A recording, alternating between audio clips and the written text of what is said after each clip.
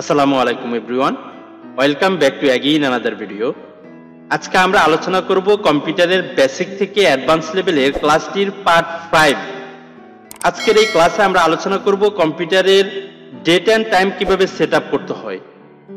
আমরা প্রিভিয়াস ক্লাসটিতে আলোচনা করেছিলাম কম্পিউটারের কিছু সফটওয়্যার নিয়ে অ্যান্ড কম্পিউটারের স্ক্রিন সেভার নিয়ে আলোচনা করেছিলাম।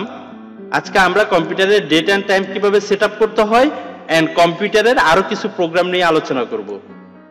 তা আপনারা আমার ভিডিওটি স্কিপ না করে স্টার্ট থেকে লাস্ট পর্যন্ত পুরোটা মনোযোগ সহকারে দেখেন। আশা করি আমার এই কম্পিউটারের ধারাবাহিক টিউটোরিয়ালটিতে আপনারা কম্পিউটারের ক্লাস করার ক্ষেত্রে আপনাদের কম্পিউটারের যে কোনো প্রোগ্রাম ইউজ করার ক্ষেত্রে কোনো প্রবলেম ফেস করতে হবে না।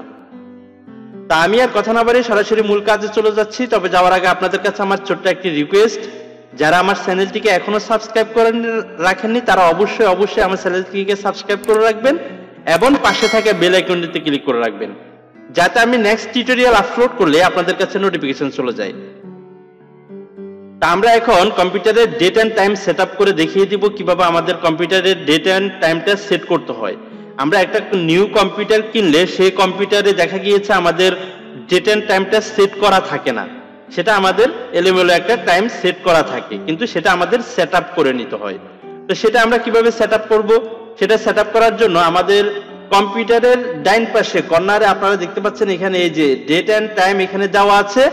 ডিফল্ট অবস্থায় এখানে যে কোনো একটা ডেট অ্যান্ড টাইম দেওয়া থাকবে। এখন এটা যদি আপনার সময়ের সাথে না মিল থাকে, আপনার তারিখের সাথে না মিল থাকে, তাহলে সেটা আপনাকে সেট আপ করে নিতে হবে।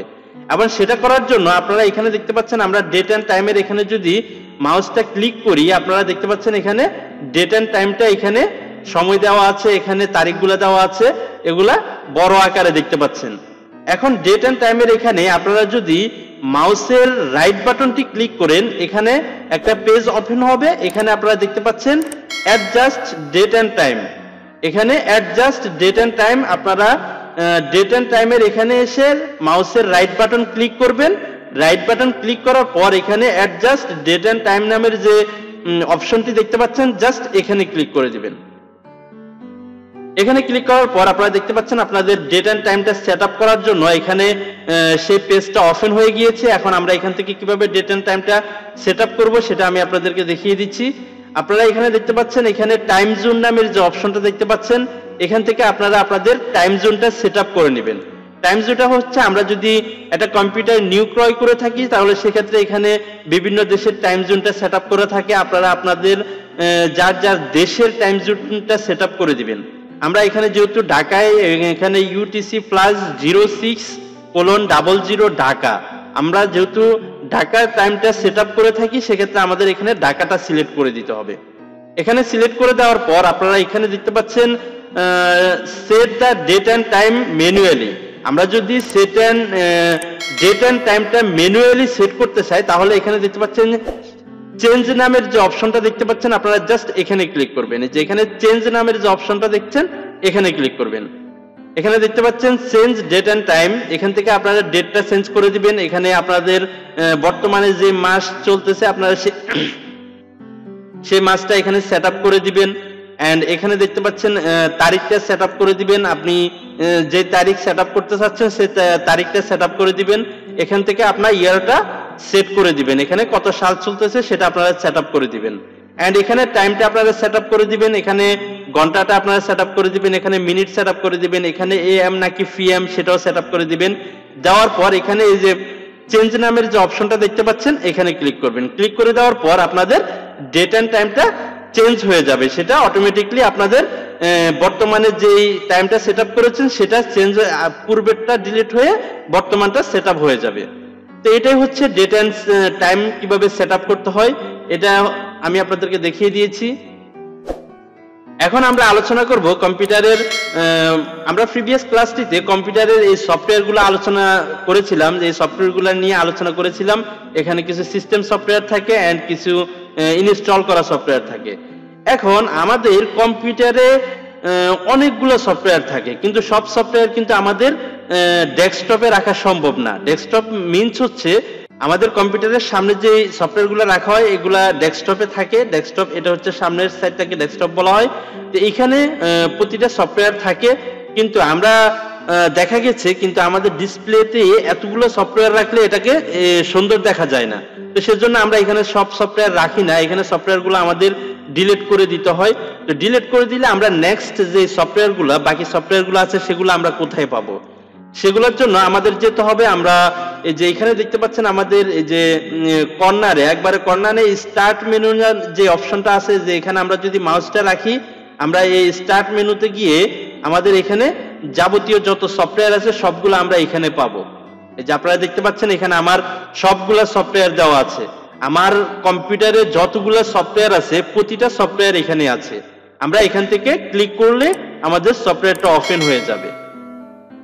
এখানে দেখতে পাচ্ছেন Adobe Illustrator, Adobe Photoshop, Premiere Pro, Avro keyboard, and এখানে দেখতে পাচ্ছেন মাইক্রোসফট অফিসের যে সফটওয়্যারটা আছে, এটা সাধারণত আমাদের ডেস্কটপে থাকে না, এটা আমাদের স্টার্ট বাটনে থাকে। এখান থেকে আমাদের মাইক্রোসফট অফিসের যতগুলো সফটওয়্যার আছে, মাইক্রোসফট অফিসের এক্সেল, পাওয়ার পয়েন্ট এন্ড হচ্ছে এমএস ওয়ার্ড, যে সফটওয়্যারগুলো আছে এগুলো আমাদের মাইক্রোসফট অফিসের এই সফটওয়্যারে থাকে।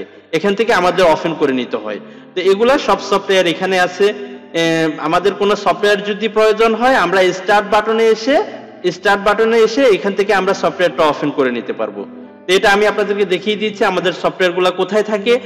এন্ড কিছু কারণে আমরা যদি আমাদের এখানেও যদি আমরা যদি কোনো জিনিস কোনো ভিডিও অথবা কোনো ফটো অথবা কোনো হচ্ছে সফটওয়্যার যদি আমরা খুঁজে না পাই, যেমন আমাদের সফটওয়্যারগুলো এখানেও যদি খুঁজে না পাই এন্ড এখানে স্টার্ট বাটনেও যদি খুঁজে না পাই, সেক্ষেত্রে আমরা কোথায় পাবো? এখন সেই সফটওয়্যারটা আপনার কম্পিউটারে আছে কিনা, সেই ভিডিওটা আপনার কম্পিউটারে আছে কিনা সেটা আপনাকে জানতে হবে। যদি থেকে থাকে, আপনি যদি খুঁজে না পেয়ে থাকেন, তাহলে আপনারা এখান থেকে সার্চ বাটনে এসে আপনারা এখানে সার্চ করতে পারবেন। এই যে আমাদের স্টার্ট বাটন আছে, স্টার্ট বাটনের পাশে এখানে দেখতে পাচ্ছেন আপনারা টাইপ হেয়ার টু সার্চ, এই সার্চ অপশনে গিয়ে আমরা যে সফটওয়্যারটা পাচ্ছি না সেটা আমরা এখানে সার্চ করব। সার্চ করলে আপনারা এখান থেকে সফটওয়্যারটা পেয়ে যাবেন।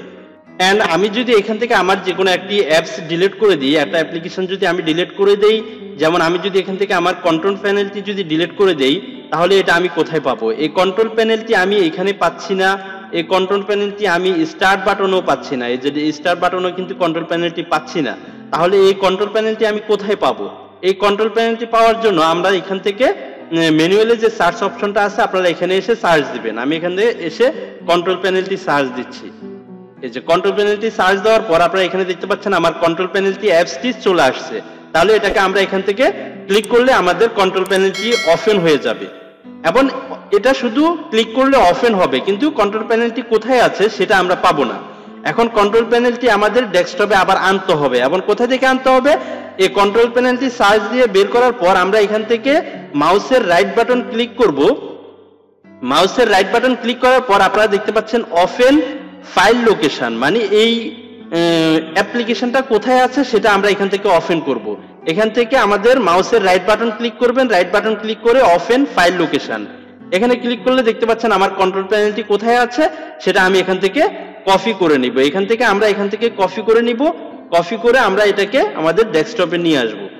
তাহলে দেখতে পাচ্ছেন আমরা যদি কোনো অ্যাপস বা কোনো অ্যাপ্লিকেশন যদি আমরা খুঁজে না পাই, কোনো পিকচার যদি আমরা খুঁজে না পাই, কোনো ভিডিও যদি আমরা খুঁজে না পাই, সেক্ষেত্রে আমাদের কি করতে হবে? এখানে সার্চ অপশনে গিয়ে আমাদের সেটা সার্চ দিয়ে বের করে নিতে হবে। তো এটাই হচ্ছে আজকের টিউটোরিয়াল। আমরা নেক্সট টিউটোরিয়ালে আবার আলোচনা করব, আরেকটা বিষয় নিয়ে আলোচনা করব। আজকের টিউটোরিয়াল এই পর্যন্তই। আজকের টিউটোরিয়াল আমি আলোচনা করেছি কম্পিউটারের কিভাবে ডেট অ্যান্ড টাইম সেট করতে হয় এবং কম্পিউটারের সফটওয়্যারগুলা কোথায় থাকে সেই সফটওয়্যারগুলা নিয়ে আলোচনা করেছি। তো আজকের ভিডিও এই পর্যন্তই, দেখা হচ্ছে নেক্সট টিউটোরিয়ালে। ততক্ষণ পর্যন্ত সবাই ভালো থাকবেন, সুস্থ থাকবেন। আসসালামু আলাইকুম।